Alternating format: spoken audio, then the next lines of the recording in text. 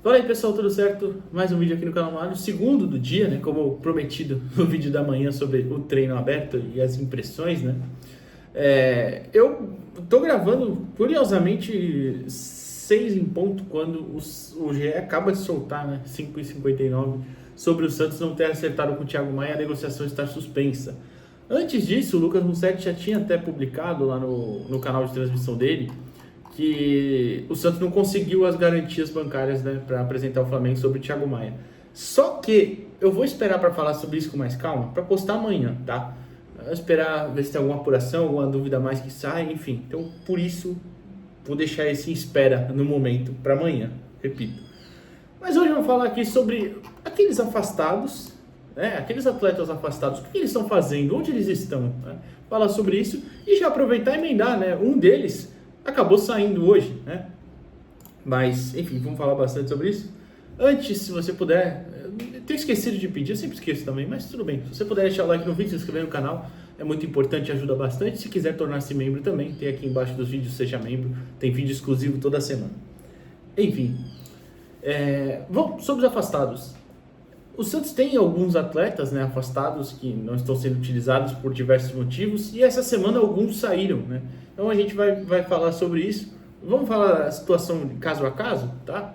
E explicar a rotina. Eu vou começar com a rotina já. Eu até perguntei, né, no Santos e tal, para ver como é que estava sendo, né, o que eles estavam fazendo. E o que me falaram foi, basicamente, eles treinam só em períodos alternativos mesmo, opostos ao profissional, ao elenco profissional, né, que está sendo utilizado. Se o elenco profissional vai treinar às 8 horas da manhã, eles treinam, sei lá, 3 horas da tarde, 4, enfim. Se o elenco profissional vai treinar às 5 horas da tarde, eles treinam 9 horas da manhã. É assim, para não se encontrarem com o elenco principal. Eu nem sei o porquê disso também, eu não vejo muito problema, mas enfim, tudo bem. Eu entendo eles não treinarem juntos, porque não faria sentido. Eles não iam ser utilizados, você acaba enchendo o seu elenco, isso tudo eu entendo, mas beleza. Então, pode ser a questão dos campos também, né? Enfim. E eles treinam, normalmente fazem mais físico sempre, com bola, não tem, claro, tático, coletivo, nada disso, são pequenas atividades ali, então estão nessa situação. Hoje a lista é composta por quem? Julio Furt, que para mim é o caso mais complicado, mas a gente vai falar já já, Sandri, Robson Reis, André, e aí essa semana saíram 3, né? O Diego Borges, o Matheus Mina e o Rainer. Matheus Mina, acho que aliás foi até há mais tempo, porque eu até falei no vídeo esses dias dos meninos que estouram a idade o que fazer, né? Mas não sei. Eu perguntei também sobre o André Klaus, né? Que ele estourou a idade do Sub-20, eu não sei se ele não está no elenco profissional, não sei se ele está nesses afastados, mas como não me falaram dele, né? Então não vou colocar, mas eu acho que ele também está junto. Beleza, vou falar caso a caso aqui. Matheus Mina emprestado para o Figueirense, vai jogar a Série C pelo Figueirense e o Campeonato Catarinense, né, a parte do mata-mata. O Diego Borges emprestado para o Amazonas, não sei se vai chegar a jogar o Campeonato Amazonense, mas vai disputar a Série B. O Rainer emprestado para o CRB, vai disputar a Série B também, né? O caso do Rainer, os dois meninos eles até têm contratos mais longos, mas como são da base, eu não vou ficar falando muito. Acho que não tinham como jogar no profissional do Santos mesmo agora, então emprestaram, tá tudo certo e beleza. O caso do Rainer é complicado também, porque o Santos comprou ele no passado, tá? Tem contrato até o final do ano que vem, vale lembrar. Fui contra sempre, né? Tem até vídeos aí do outro local lá falando sobre isso, mas tudo bem. Não teria feito essa compra, agora que tá aí, né? Vai fazer o quê? Emprestou, acredito que devido aos salários com o CRB, não tinha muito o que fazer, o cara que não tem muito mercado, né? Então, não fez uma boa Série B, né? Se ele tivesse feito ainda, você pensa, poderia de repente arrumar um contrato, conseguir alguma coisa. Enfim, ano passado o Vitória teve interesse, esse ano não, ninguém mais teve, e acaba indo pro CRB. O Robson Reis estava emprestado lá no Náutico, né? Vale lembrar, se machuca e volta, tem que renovar o contrato, porque ele estava machucado, então vai ter que ficar aí a recuperação, né? Por isso que renova o contrato dele. Não sei nem se ele está em condição já de voltar para jogar, que seja emprestado ou não, né? Então, enfim. Então também tá lá, tá treinando ali, né? Vale lembrar também que esses jogadores, eles não foram inscritos no campeonato. O Rainer até foi, né? Ele poderia ir na janela de exceção, né? Mas esses jogadores se não rescindirem com o Santos até hoje à noite, né, que é dia 28, é a data limite para quem quer se transferir, né, nessa janela, eles não podem ir para outros lugares depois. Pelo menos até abrir a próxima janela, e não a de exceção. Por quê? A janela de exceção abre no dia 10 de março até dia 11 de abril. Só que a janela de exceção só vale para atletas inscritos em algum campeonato estadual.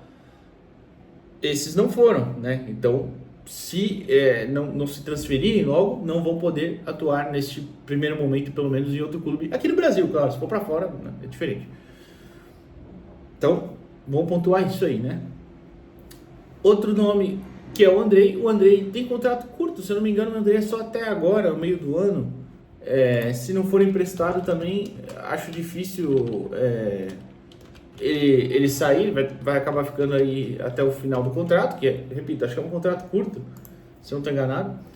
O Andrei até faz um brasileiro de aspirantes bem interessante, né, ano passado.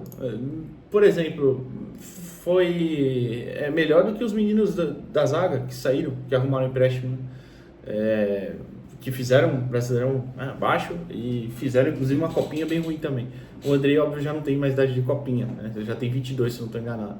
Então acredito que vai ficar aí treinando até encerrar o contrato. E aí os dois casos mais conhecidos, né, Sandri e Furt. Primeiro o Sandri, eu de verdade não entendi o porquê que ele não quis ir pro Mirassol. Eu acho até que ele poderia ter tido alguma chance com o Caixinha.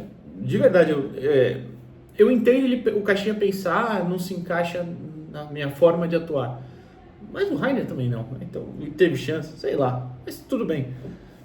Só que eu não entendi também o Sandri não ter ido pro Mirassol. Acho que era uma ótima oportunidade para ele. Um clube que provavelmente vai brigar para não cair na Série A, mas que tá aí nas quartas de final do Campeonato Paulista. Vai enfrentar o Corinthians, né?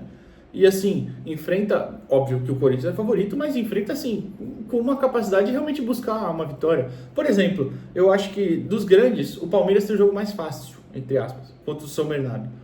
Os outros, de verdade, todos os times têm chance de classificar contra os grandes, tanto o Red Bull contra o Santos, quanto o Novo Horizontino contra o São Paulo. Esse, aliás, eu acho que é mais difícil.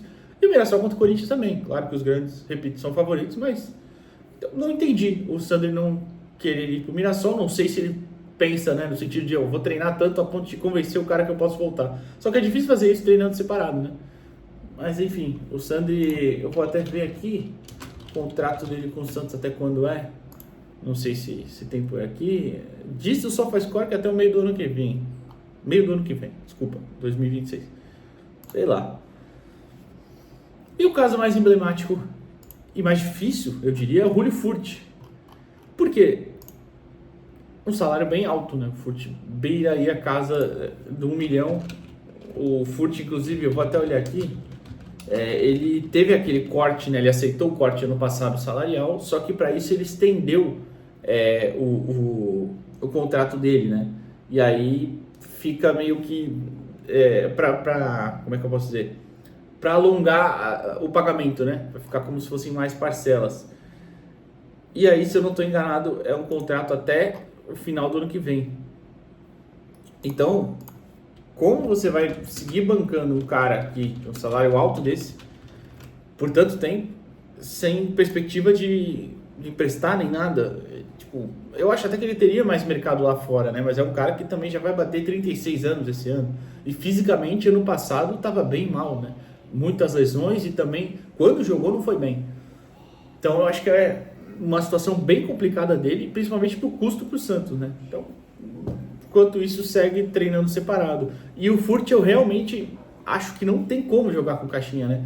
Porque, por exemplo, o Gil, eu até falei várias vezes, né, que entendia também, mas achava que dava. Preferia ter ele como reserva do que o Basso. Sigo preferindo, mas... E agora ele tá titular, né? Mas o Furt é muito difícil, cara, porque o Furt... O Tiquinho, sendo um centroavante já mais pesado, é 1000 vezes mais móvel do que o Furt foi ano passado. Então imagina, óbvio que 1000 vezes é uma hipérbole, mas vocês veem a diferença quando o Tiquinho sai da área. Imagina o Furt fazendo isso. Ou fazendo o papel do Tassiano, de um falso 9 flutuando, ou agora tem o David. Ou seja, ele não vai jogar, não iria jogar de forma alguma, né? Então, caso muito complicado para resolverem, né? E por último, ele não estava afastado, estava no grupo, mas rescindiu, né? O William Bigode rescindiu com o Santos para ir para o América, na Série B. Só que a renovação foi uma puta cagada, né? É óbvio, não tinha que ter renovação automática, coisa nenhuma. Mas a contratação dele ano passado eu entendi, né? Ano retrasado, foi final de 23 até. Eu falei aqui, inclusive no vídeo do final de 2024, que eu fiz discordando da minha própria opinião, né? Das análises das contratações do começo do ano. O Bigode eu tinha falado, deu errado, mas eu entendi quando contrataram, né? Pô, um cara experiente e tal, vai descer um nível de divisão, de repente ele consegue fazer seus golzinhos e tal. Ano passado não deu muito certo, né? Ele até termina o ano com 7 gols, né? Se eu não estou enganado. Mas não rolou, né? Não rolou, ele claramente estava em um nível bem abaixo. E aí, 7 gols, é isso mesmo. E aí, assim, de repente no América ele consegue jogar. O Campeonato Mineiro já está na final, o América, né? Vai enfrentar o Atlético Mineiro. Mas na Série B, de repente ele pode ser ali uma alternativa, mas no Santos realmente não rolava. E me surpreendeu ele ter rescindido. Eu duvido que ele tenha abrido mão de muito dinheiro, né? Deve ter abrido mão de uma parte só e tal. Mas, pelo menos, o Santos economiza alguma coisa. Enfim, essas foram as saídas até agora. Vai saber se à noite tem outras, mas como eu falei, estou gravando 6 horas da tarde e até então não teve mais nenhum. Amanhã provavelmente a gente fala do Thiago Maia aqui. Se sair alguma coisa de escalação também, a gente faz aquele pré-joguinho pro jogo de domingo. Fechou? Valeu, pessoal.